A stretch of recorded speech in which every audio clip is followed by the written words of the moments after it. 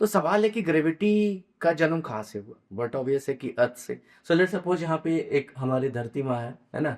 और कोई एप्पल है, सेब, न्यूटन का। ये कहानी हर बच्चा जानता है। न्यूटन का लॉ जाने या ना जाने, इतनी कहानी तो जानता है ना कि एप्पल गिरा, वो धरती की तरफ आया, तो एप्पल गिरा और धरती की तरफ आ रहा है। अब सवाल है कि अगर एप्पल ऊपर नहीं होके धरती के नीचे हो तो कहाँ जाएगा? दाएं हो, बाएं हो, धरती के किसी भी तरफ हो तो कहाँ जाएगा? So the answer is it will go towards the centre of earth. तो जो हम बोल देते हैं कि acceleration due to gravity downwards लगता है, तो थोड़ा सा ठीक है, समझने के लिए आसान है, लेकिन the better answer is it acts towards the centre of earth. Okay, so first. Second point, मान लेते हैं कि ये धरती नहीं है, यहाँ पे मून है, चंद्रमा, हमारा सैटेलाइट अर्थ का। अब लगभग हर बच्चा जानता है कि मून पे जो जी है, एक्सेलरेशन ड्यू टू जो ग्रेविटी है, उसकी वैल्यू 1/6 हो जाती है ना? So let's say on earth it's approximately 10 metre per second square.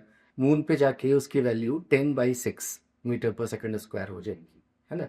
यानी हमारा ही वेट मून पे जाके हमको कम फील होगा। So there is a mass and there is another quantity called weight. So mass is m in kilogram, weight is mg, mass into g, acceleration due to gravity, that becomes weight, and weight is a force basically, Newton में इसका unit हो जाएगा। अगर अर्थ है और moon है तो क्या फर्क होगा? एक्सेलरेशन टुवर्ड्स ग्रेविटी जो है वो कोई भी प्लेनेट हो, कोई भी मास बॉडी हो, उसका जो खींचने का, पुल करने का जो टेंडेंसी होगा वो toward centre of that planet और दैट मास बॉडी ही होगा।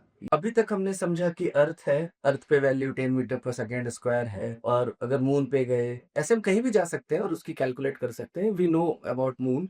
मून पे वो डिवाइडेड बाई 6 हो जाता है, उसकी वैल्यू कम हो जाती है। तो अगर किसी छोटे बच्चे को दिखाना हो, समझाना हो, मतलब न्यूमेरिकल वैल्यू में बहुत फंसना नहीं है ना? डाटा में नहीं जाना है, इन्फॉर्मेशन में नहीं जाना, अगर फील करना है तो इसको ऐसे इमेजिन करो कि अर्थ एक बड़ा स्ट्रांग मैग्नेट है, मून एक वीक मैग्नेट है। तो अगर कोई दूसरा मैग्नेट या कोई आयरन पीस अगर हम लेके आए, तो अर्थ के पास जो आएगा तो बहुत फास्ट अट्रैक्ट होगा उसकी तरफ, क्योंकि उसका pulling tendency is very higher, force of attraction is very high, क्योंकि जी की वैल्यू हाई है।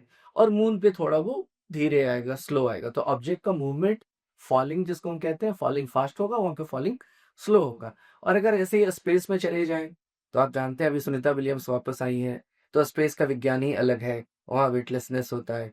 तो वेटलेसनेस क्यों होता है उसके बारे में भी हम समझेंगे, कब होता है, कि क्या हम धरती पे रहते हुए वेटलेसनेस एक्सपीरियंस कर सकते हैं? कर सकते हैं। ठीक है, तो उसको हम अगले वीडियो में बात करेंगे। अगले पार्ट में हम इसके और आगे बढ़ेंगे। ठीक है।